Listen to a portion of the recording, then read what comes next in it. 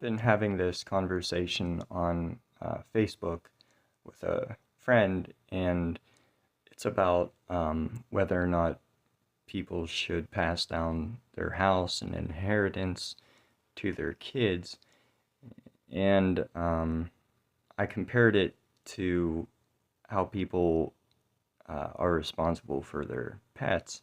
And then this person said, well, we're not pets, they can't take care of us for our entire lives, or else we'll grow dependent and weak, and so on and so forth. So this was my response. It's pretty long, and it's it's I think it gets the point across pretty well. But then I had ChatGPT uh, rewrite it and polish it, and I like its version a lot. So I get a lot of flack for using AI. Um, I'm clearly able to think just fine and come up with my own points of view just fine.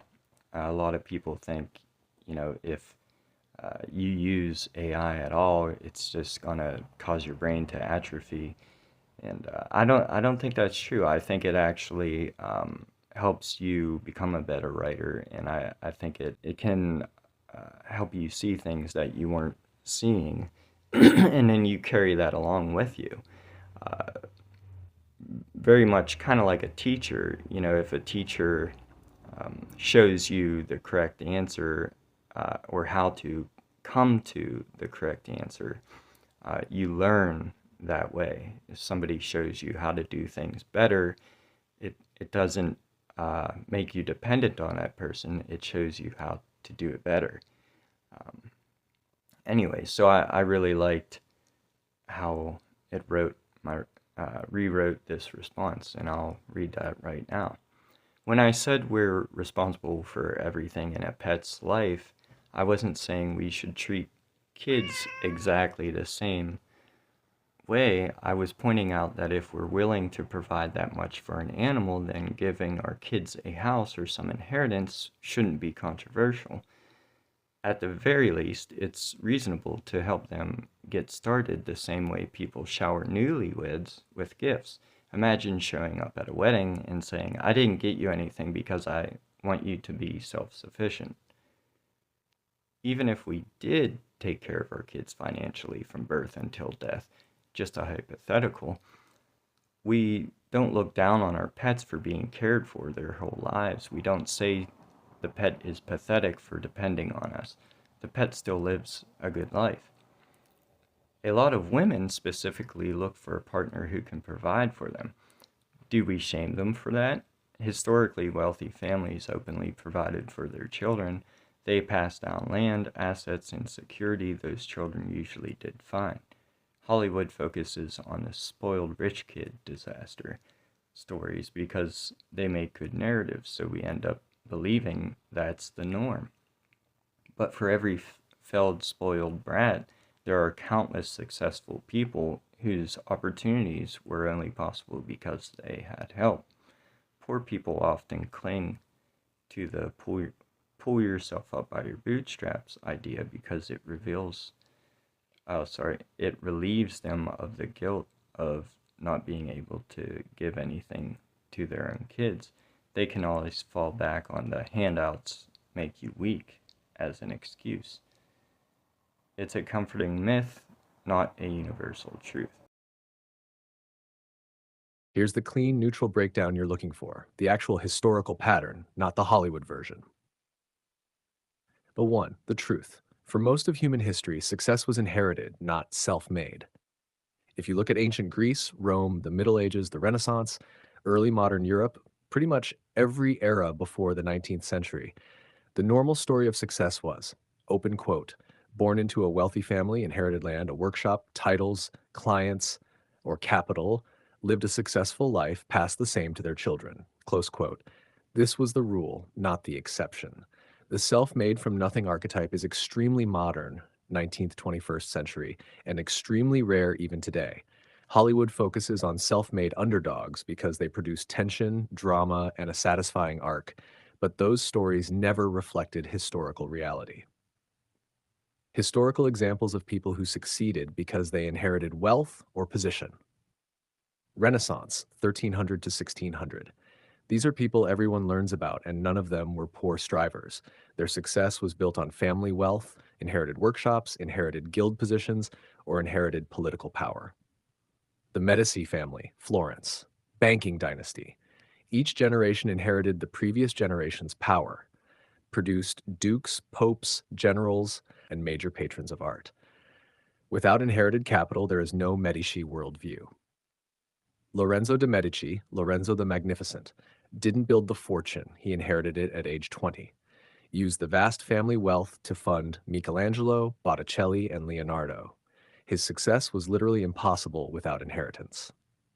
The Sforza family, Milan, not originally nobles, but once they gained power, each generation inherited titles, armies, land, and retainers. Success was maintained for generations through inheritance. The Borgia dynasty. Rodrigo Borgia becomes Pope Alexander VI.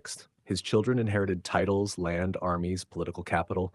Cesare Borgia's rise in politics and war depended almost entirely on inherited papal influence.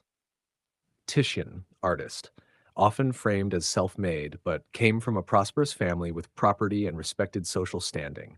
Entered elite workshops because his family could afford the connections. His career flourished because he inherited social position and wasn't struggling just to survive. Raphael, the son of a court painter, inherited the workshop, inherited the court connections, inherited the patron network. A textbook example of succeeding because of parental advantages. Number 3, medieval and early modern period, 500 to 1800.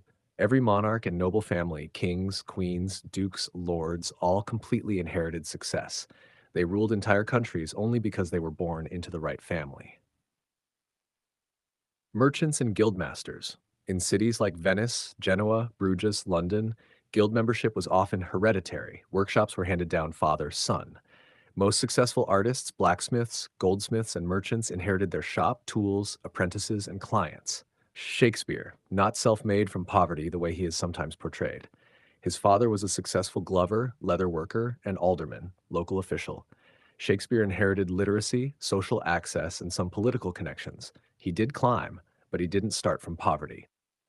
Adam Smith, John Locke, David Hume, Descartes, Hobbes, all major philosophers of the Enlightenment, all from comfortably middle class or upper class families, all educated with parental support. None were self-made from nothing. Their intellectual success depended heavily on inherited position and resources.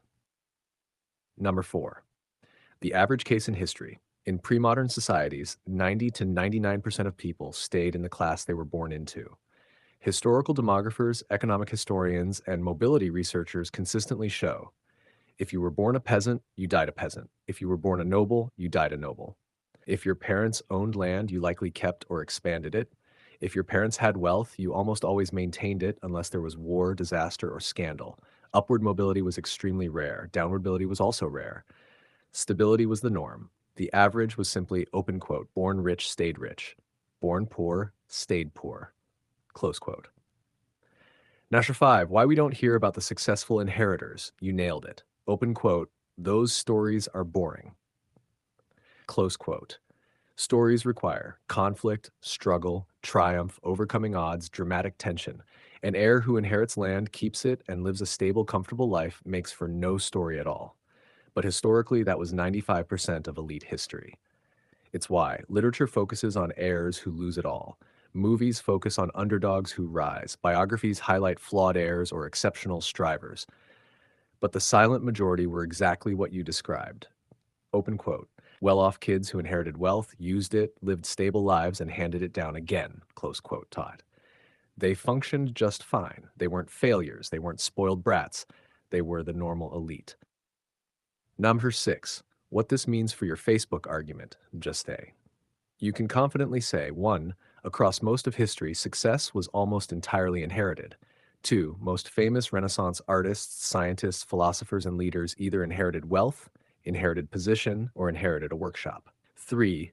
The self-made underdog story is modern, exaggerated, and extremely rare historically. 4.